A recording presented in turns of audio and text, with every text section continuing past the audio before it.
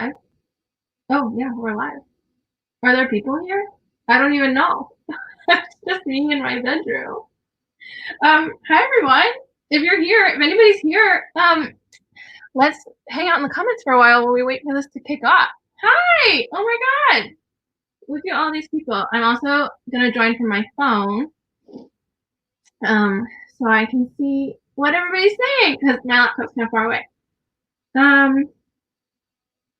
This is awesome.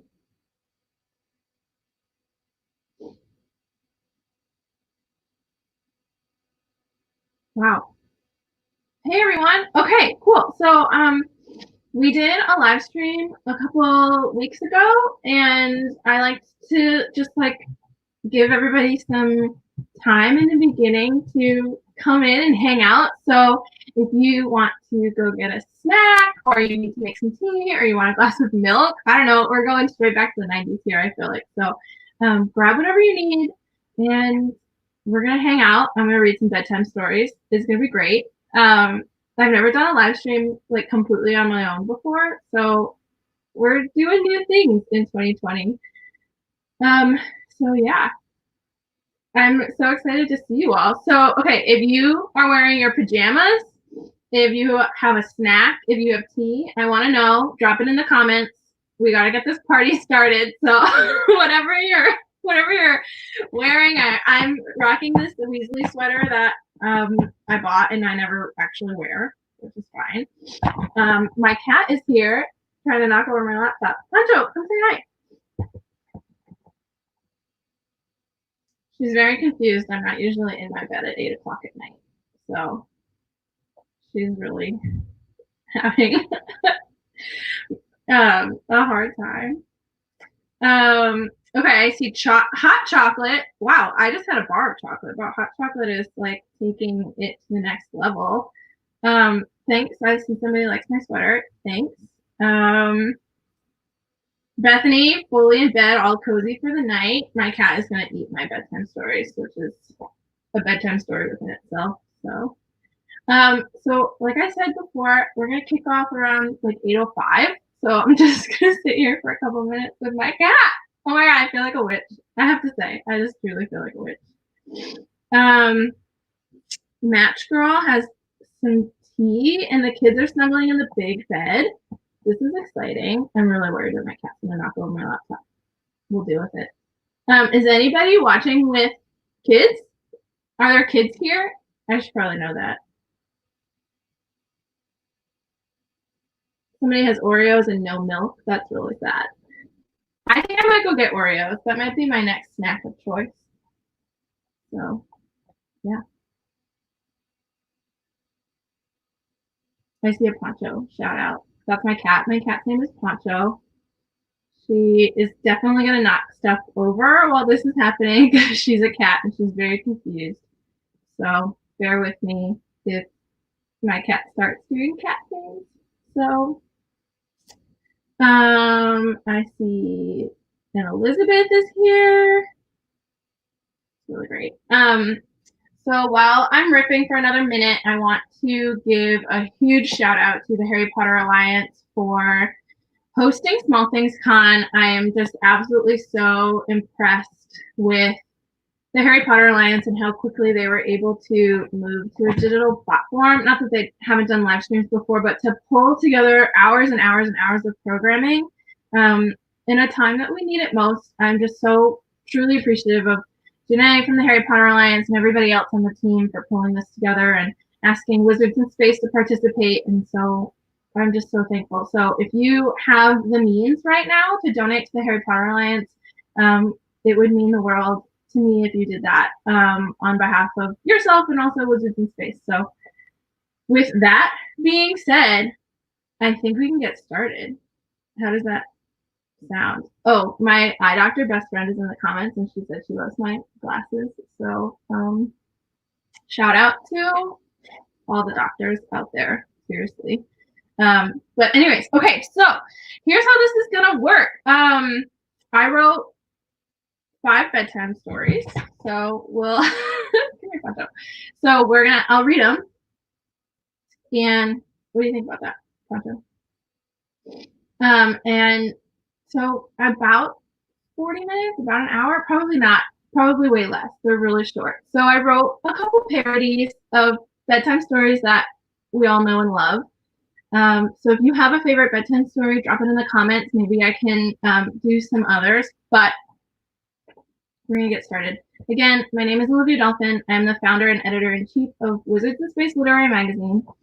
And I really just wanted to kind of explore the idea of what bedtime stories would look like if they were Harry Potter themed. So this first one that I wrote, I printed them, is called If You Give an Elf a Sock.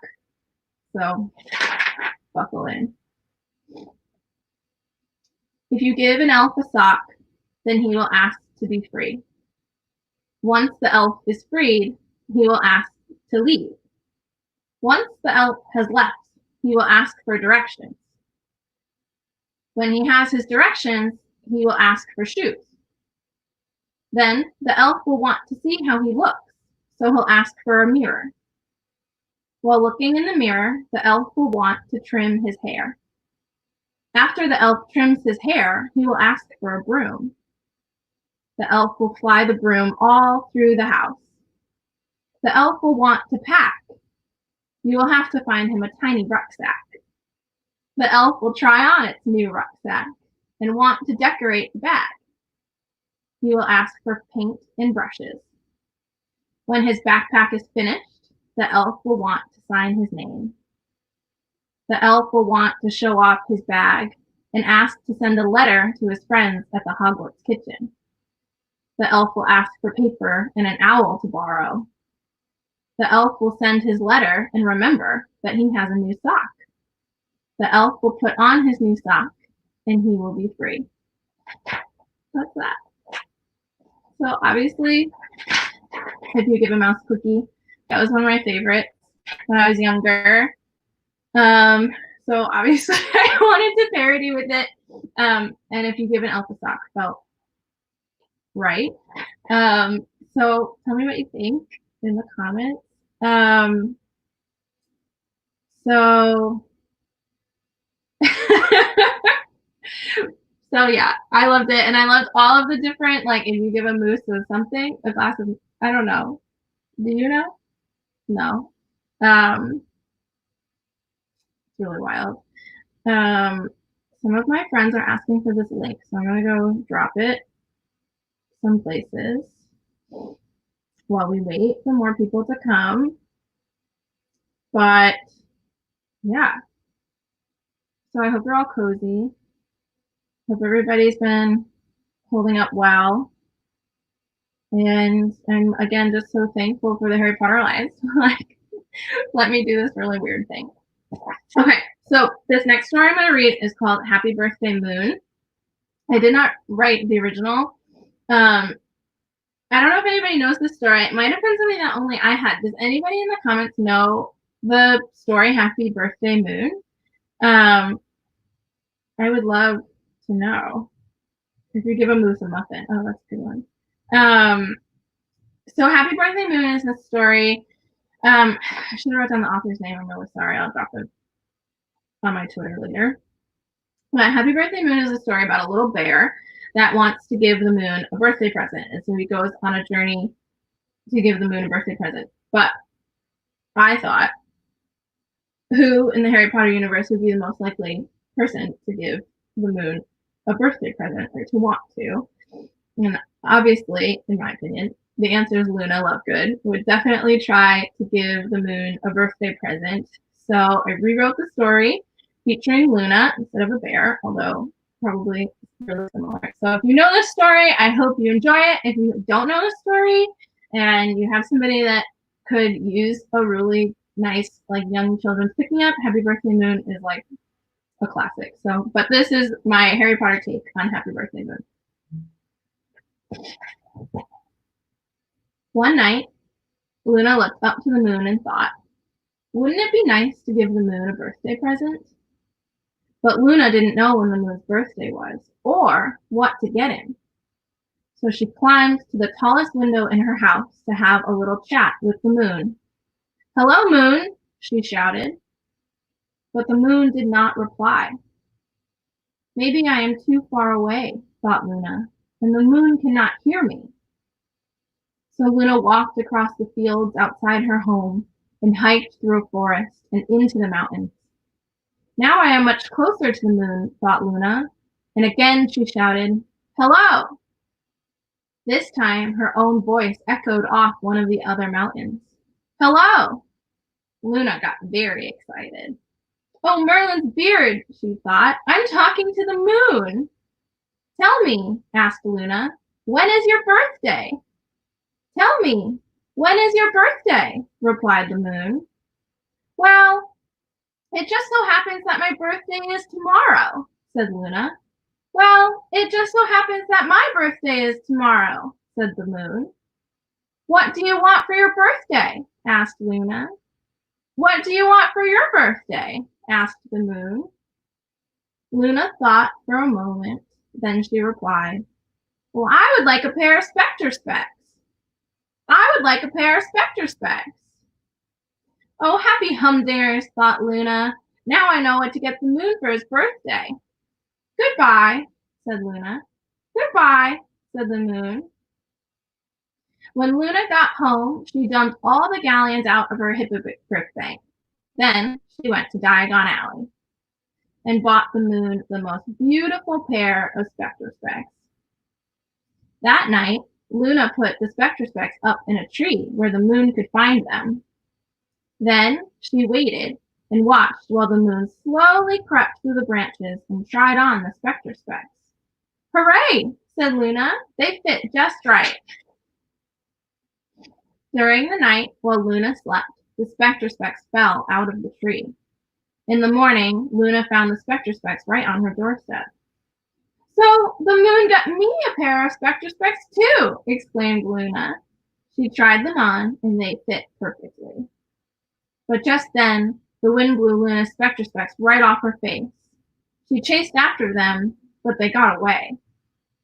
That night, Luna walked across the fields outside her home and hiked through a forest to talk with the moon. For a long time, the moon would not speak to her, so Luna spoke first. "Hello!" she shouted. "Hello!" replied the moon. "I lost the beautiful glasses you gave me," said Luna. "I lost the beautiful glasses you gave me," said the moon. "That's okay, I still love you," said Luna. "That's okay, I still love you," said the moon. "Happy birthday," said Luna. "Happy birthday," said the moon. That's it. So cute. I can't. I can't. All right, if you know that story, you liked it, give a shout in the comments. I have a couple more for you. I see some hearts. This banner is blocking my cat, which is like, honestly, I feel sorry for all of you. But uh, this is okay. So this idea of Harry Potter bedtime stories came from, not that it's the most original idea in the world, but it came from, I have a little a zine collection called Mundane Harry Potter Fan Fiction, which is exactly what it sounds like, which is the Harry Potter characters doing really boring things. And I've always kind of wanted to make them longer, and friends that have bought them have said that they find the mundanity of it all to be really relaxing. And so I wanted to take it like a step further and do full bedtime stories. Oh, Janae made it so you can see my cat. So we're really rocking it here. Is she mad at me though? No, she's good. So, all right, I'm gonna check the comments, see who's saying what. Adorable, that was cute. Bless you, Poncho. I know, I'm really glad that you can see. I'll just say my Twitter and stuff at the end, but for now, she's the star of the show. So, okay, I'm gonna read my third story. Like I said, I have 5. This one is also a parody. I did write an original, but I came up with this idea like a week ago, so I think 5 stories in a week during a pandemic is probably fine. So, okay, I'm so excited for this one. Okay, shout out to Steph Anderson, who helped me come to the conclusion that I needed to write a Marauders story. And I think that there's a lot of really great bedtime options for the Marauders. So I wanted to do a version of Where the Wild Things Are, but featuring the one and only Remus Lupin. So that's that. So Where the Wild Things Are is actually one of my least favorite children's books because I was so afraid of the monsters. Was anybody else really afraid of like a weird, like where the sidewalk ends and like where the wild things are? Like, I don't know, they really creep me out. But I conquered that fear for you all to do Where the Wild Things Are featuring Remus Lupin. So I'll check the comments one more time and then we'll get going. Same, they're horrifying. Oh yes. Okay, cool. I'm glad I'm it's just me in my bedroom, but I really don't feel alone. I hope you all feel the same right now. Okay. So Where the Wild Things Are. It won't be scary, I think. The night Moody wore his wolf suit and made mischief of one kind, and another, and another, and another. His friends, Padfoot, Wormtail, and Frogs, called him Wild Thing, and Mooney said, "Well, I'll eat you up." And so he was sent away without eating anything. That very night, Mooney crept out onto the Hogwarts grounds, where the night grew and grew, until all overhead were stars and darkness, and the trees became the world all around, and the great lake tumbled by, with the giant squid ushering him on. And so he sailed off on the back of the squid, and in and out of weeks, and almost over a year, to where the wild things are. And when he came to the place where the wild things are, they roared their terrible roars, and gnashed their terrible teeth, and rolled their terrible eyes, and showed their terrible claws, till Mooney said, "Be still," and tamed them with a spell of staring into their all-yellow eyes without blinking once. And they were frightened, and called him the most wild thing of all, and made him king of all the wild things. "And now," cried Mooney, "let the wild rumpus start." And then they dance and they like go around, and I'm not a drawer, so if there are any illustrators out there though, let me know. Anyways, so they dance for a while. "Now stop," Mooney said, and sent the wild things off to bed without their supper. And Mooney, the king of all wild things, was lonely, and wanted to be where the people loved him best of all. Then all around, from far away across the world, he smelled good things to eat. So he gave up being king of where the wild things are. But the wild things said, "Oh, please don't go. We'll eat you up. We love you so." And Mooney said, "No." The wild things roared their terrible roars, gnashed their terrible teeth, and rolled their terrible eyes, and showed their terrible claws. But Mooney got on the back of the giant squid and waved goodbye, and sailed back over a year, and in and out of weeks, and through a day, and into the night of his very own room, where he found his friends, with a feast stolen from the kitchens waiting for him, and it was still hot. Where the Wild Things Are, featuring Remus Lupin as his best werewolf self, being king of all the wild things. So if you liked that one or if you hated it, I don't care. Let me know either way. I'll check the comments too. So yeah, I was scared of all of the monsters, but it was fitting to think of Remus Lupin going into the Forbidden Forest by himself and becoming the king of all wild things, and he was really just hungry. Because I think we can all relate to that. It's funny, I was writing these and I know that Harry Potter fans are like, we're all a stickler for canon. And it was hard for me to like break out of what I know to be true in the Harry Potter world, which is wild because J.K. Rowling is doing whatever she wants, so I guess I can too. But it was like hard to write around some of the Harry Potter stuff. So But yeah, it's been fun. It's been a real joy, a real treat. So okay, I'm gonna read a bedtime story that I wrote that um yeah, I like the squid part in there too. Um Shout out to the giant squid. Okay, I'm gonna read an original bedtime story that I wrote. I'm so excited. My heart's pounding. This is the opposite of bedtime. I'm supposed to be like chilled out. Um, I've never written a bedtime story before, but in exploring what makes a bedtime story good, I was starting to have ideas, and I knew I wanted to just play around with the form of a bedtime story and like these grand adventures that you find in children's books, but they're told so simply. And especially with Wizards in Space, the literary magazine that I run, it's like we look through these really grand stories that have a lot packed in them.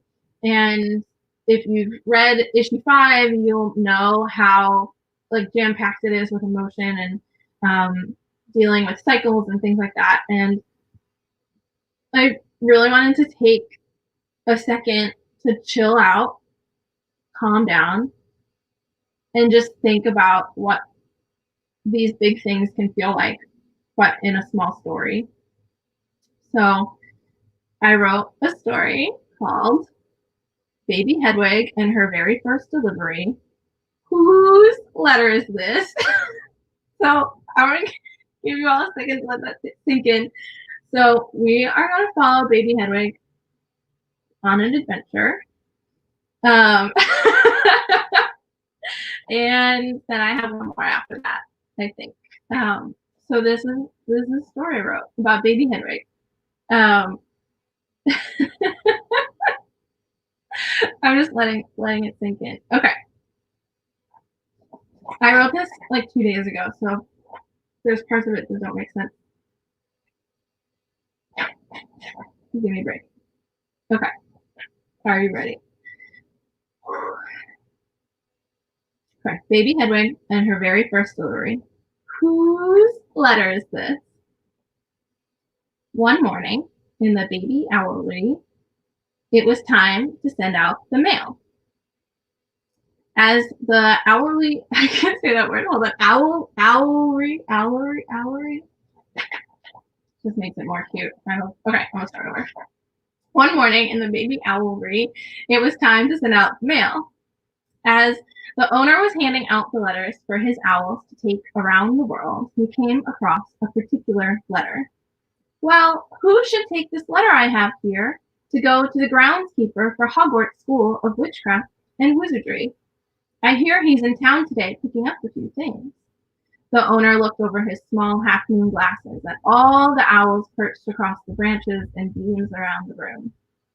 His eyes landed on the tiniest, snowiest, pure white owl in the room. Well, Hedwig, he said finally, how about you? Whoo, me? Hedwig gulped. Okay. Oh, yes, I think it's time you delivered your first letter. The owner slipped the letter into an envelope and wrote Hagrid's name on the front and a quick address. Oh, yes, I think this is the perfect letter for you to bring. But how will I know it's Hagrid? She asked. The other baby owls laughed, but one nice, older-looking barn owl with big feathers flew by her side. Is this your first delivery, dear? She asked. Yes, Hedwig said, looking down at the letter. It looked heavy. I remember my first delivery, the barn owl said. It can feel like such an impossible task. The barn owl nudged Hedwig's wing, but it's inside all of us. What is? Hedwig asked, eyes wide. The magic. Magic? Pick up that letter and you'll know what I mean. Good luck, she said before flying off again. Oh dear, Hedwig thought, but it was now or never. She grabbed the letter with her beak. She felt a sudden warmth spread through her. Somehow, Hedwig knew without looking that the address on the letter said Diagon Alley, and that wasn't too far from here. And with that, she spread her wings and flew. It didn't take too long to reach the leaky cauldron. Once there, she flew in through an open window and looked around for Hagrid, but he wasn't there. She landed on the bar and cooed softly until Tom the bartender came over. "A letter?" he exclaimed. "For who?" "Who?" Hedwig stammered. "Well, it's for Hagrid." Tom looked at the letter. "You just missed him. He's gone on to Diagon Alley to get supplies for Professor Sprout." Hedwig knew that if she hurried, she might be able to catch him. So she spread her wings and flew. She flew over the streets of Diagon Alley, and they were packed. So many robes of royal colors and long black witches' hats on everyone's heads. How was she ever going to spot Hagrid in this mess? She flew low, looking closely, and out of the corner of her large yellow eyes thought she spotted him outside the ice cream parlor. Hedwig dived and landed on a table and looked around for Hagrid. But he wasn't there. Oh no! "Well, what can I help you with, little one?" Florian Fortescue said, after handing a young wizard an ice cream cone. "Whose letter is that?" Whose letter?" Hedwig gulped. "I'm looking for Hagrid." "Oh, you just missed him," the ice cream man said. "He said he needed to pick some things up for Dumbledore from Gringotts," Florian said, and put down a small cup of ice cream by Hedwig. "You'll be able to catch him, don't worry. But first, have some ice cream. There's always time for ice cream." Hedwig felt worried. So far, her first letter delivery was not going very well. Who needs an owl that can't deliver a letter? She would be useless in the wizarding world. Hedwig pecked her beak into the ice cream and felt the warmth return to her again. She could do this. It was supposed to be magic. So she spread her wings and flew. The bank towered in the distance, and above the rest of all the shops, it was a snowy white building, just like her. As Hedwig attempted to swoop in through the main doors, something was happening. She couldn't get through. It felt like a brick wall appeared out of nowhere, completely invisible. She crumbled to the ground, her feathers every which way. A goblin stood above her. "No owls," he said. "But I have to find Hagrid. Is he here?" "That's confidential. The bank does not give out our clients' whereabouts." "But I have to deliver this letter." Just then, a cold panic drenched through Hedwig's bones as if she was caught in a sudden rainstorm. The letter! The letter was gone! "Oh no, my letter!" Hedwig exclaimed. "Where is the letter?" She spun her head around and around in all directions, looking frantically. Circle after circle, she couldn't see it anywhere. Where could it be? "Excuse me," she heard a voice. "Whose letter is this?" Whose letter?" Hedwig turned around. A red-headed woman was there, holding her letter. She had a gaggle of red-headed children with her as well. "Did you say a letter?" Hedwig flew over to her. "I'm supposed to take that to Hagrid." "Oh dear, I fear you've just missed him. He's left Diagon Alley," said Mrs. Weasley. "Oh no, did he say where he was going?" "I'm afraid not," Mrs. Weasley said. "He looked in a hurry." Mrs. Weasley turned around just as two of her boys were trying to sneak down a dark alley tucked away. "Fred, George, not Nocturne Alley, get back here." Mrs. Weasley turned her attention back to Hedwig briefly and handed her the letter. "Good luck. I have to go."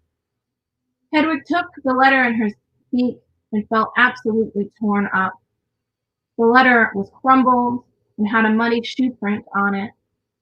The address was starting to bleed off, not that it was helpful in the first place. Hagrid was nowhere to be found, and she had lost track of him completely. Hedwig, without knowing where to go next, spread her wings and flew. Hedwig perched on the nearest tree to gather herself together. She was still shaking from the barrier at Gringotts. The sun was starting to set, and Hedwig felt completely discouraged.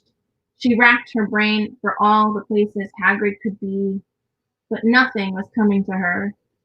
Until it was like lightning the way the thought struck her. She knew at once where Hagrid would be, because where else would you go when you could be anywhere in the whole world?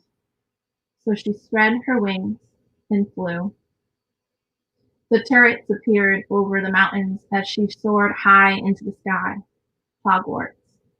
She could even see the smoke rising out from Hagrid's hut as she got closer. This was it.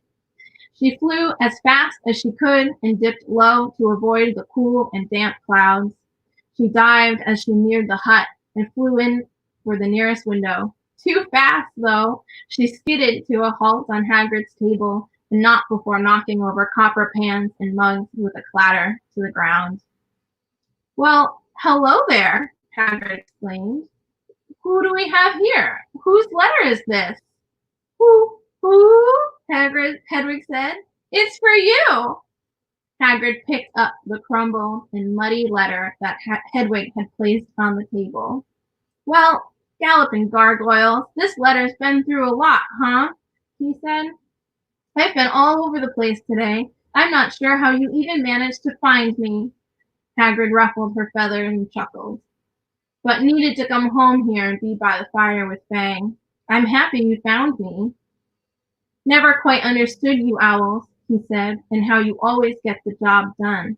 Just like magic, eh? Hedwig was beaming with pride. Her first letter delivered. Just like magic, she said back. Baby Hedwig delivers her first letter. Okay, I hope you enjoyed. I cried while I wrote that story. I'm not gonna lie. There's just something so sweet about thinking about owls. How do they do it? There's a lot of questions I have about the Wizarding World. None of the ones that I actually wanted answered has J.K. Rowling answered, but but something about owls, I just want to know more about them. And Hagrid, I have this vintage blanket here sporting baby Hedwig and her very first letter. So if you like that, let me know in the comments. I have one more for you, but we'll hang out for a bit. I still want to know if you're in your pajamas, if you're having a snack, if you're drinking tea, if you feel relaxed, if you feel happy. That's what I'm here for, reading Harry Potter themed bedtime stories. So, having a great time. Yeah, it's been pure. It was so fun writing these. I definitely want to do more. I definitely want that story illustrated if I clean it up and write it. I already reached out to somebody, but I still have thoughts. I want it illustrated so bad. I want it illustrated so bad that J.K. Rowling sues me for a lot of money. I shouldn't say that, but that is how I feel. I want her to be like, damn, I should have done that. I should have sold the rights for my story to be made into bedtime stories. Yeah, my inner child was really, it was so fun to like go back and think about bedtime stories and what made me love them as a kid. And I had this one Winnie the Pooh book of bedtime stories, and the whole premise of the book is that Winnie the Pooh can't sleep, and he goes to each of his friends for a bedtime story. Did anybody else have this book? It was like my absolute favorite. The cover was really thick, and he was in his bed, and he had like a little like Scrooge like little nightcap on, and he goes to all of his different friends, and they tell him stories, and then they all are featured in the stories themselves. And so it's like there's like Pooh's a prince or Piglet's a prince or something. I don't know. It was really cute, and I was trying to find it online so I could make some stories like that, but I couldn't find it. So I wrote my own about Baby Hedwig. Maybe I should do more Baby Hedwig adventures. And it should just be a Baby Hedwig series of stuff. Yeah. I'm into that. Okay, I have one more story for you. Sorry, this was the shortest live stream in the world, but an hour of bedtime stories felt like too much. And I agreed to do this a week ago, so I didn't have enough to prep. I could also read that story again after. If you want an encore, let me know. But I wrote one more.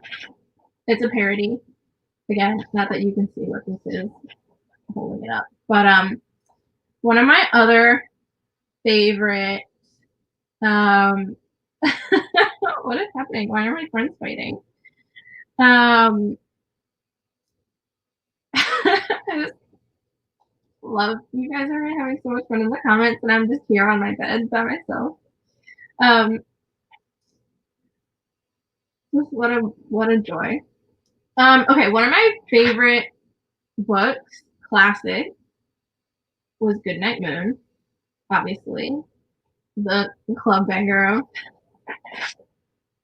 absolute club banger of bedtime stories. It slaps. You can't deny.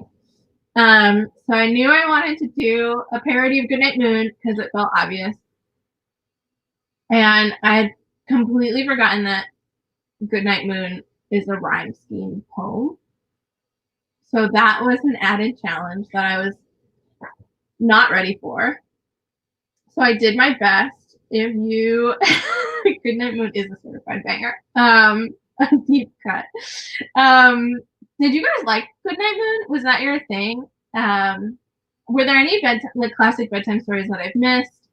I know, like the bunnies and like I love you, like just how much I love you is good. I was really into weird bedtime stories too, like the Stinky Cheese Man. Does anybody remember those?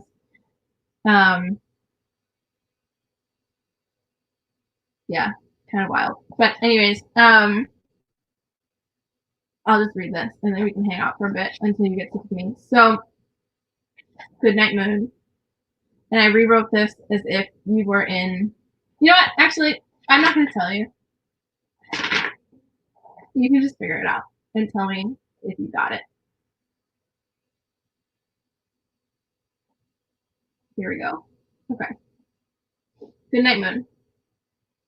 In the great scarlet room, there was a fireplace, and a book full of runes, and a picture of the unicorn jumping over the moon. And there were 3 little fairies holding some berries, and 2 little elves putting things on a shelf, and a little toy owl wearing a little scowl, and a comb and a brush, and a bowl full of mush, and the portrait of a fat lady who was whispering, hush. Good night, common room. Good night, moon. Good night, unicorn jumping over the moon. Good night to the fire and the book full of runes. Good night, fairies.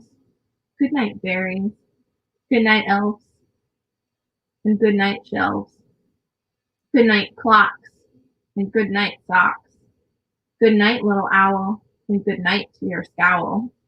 Good night, comb. And good night, brush. Good night, nobody. Good night, mush. And good night to the portrait of the fat lady whispering, hush. Good night, stars. Good night, air. Good night, noises everywhere. That's that. That's the one. Good night, moon. As if told like you're in the Gryffindor common room, although I never mentioned lions, which is on me. I understand that. But I was working with a rhyme scheme, and it's really hard. Tell me what you think in the comments.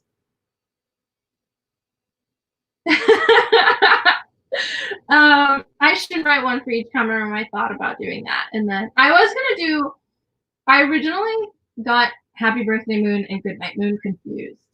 And I was going to do Goodnight Moon as if it was Luna saying goodnight to everything because that also felt really appropriate. But there wasn't, like when I reread the poem of Goodnight Moon, there really isn't a lot going on, even though it is a club banger. So I pivoted and did Luna saying goodnight to the moon. So that's all I have. Can hang out with me in my room for a couple minutes. If you have any bedtime story requests or ideas, or you know an illustrator, drop it in the comments. I can read any of those again. I can read them all again. whatever you want. What else is there to say goodnight to? I don't know. Good night, Concho, who's been so good this whole time.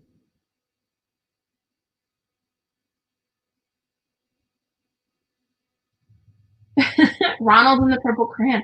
Oh, that would be good.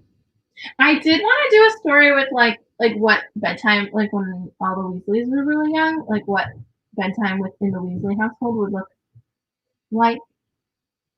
Um, I'm sure it would be like frantic and hectic, and that could be really fun to write. So that's in my noggin. Um,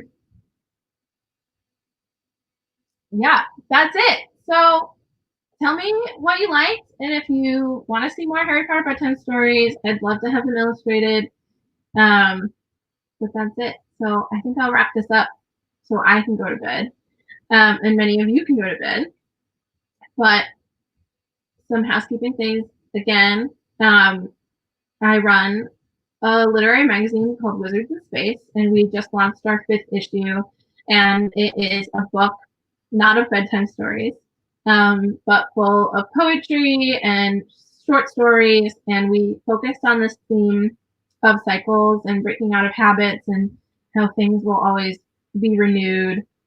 And we've had some reviews come out recently. MuggleNet did a review, and this editor, her name is Amanda, on Instagram. She did a review for us too, so you can find those through the Wizards in Space Instagram account or Twitter. But these reviews were so lovely, and I'm really honored because they talked about how comforting the literary magazine was in our current climate, and that was something that we didn't know was like, we always want these books to be full of hope and comforting, but I didn't know that it would feel just as apt to have Wizards in Space kind of focus on breaking out of cycles and dealing with day-to-day things like just like going through your day-to-day.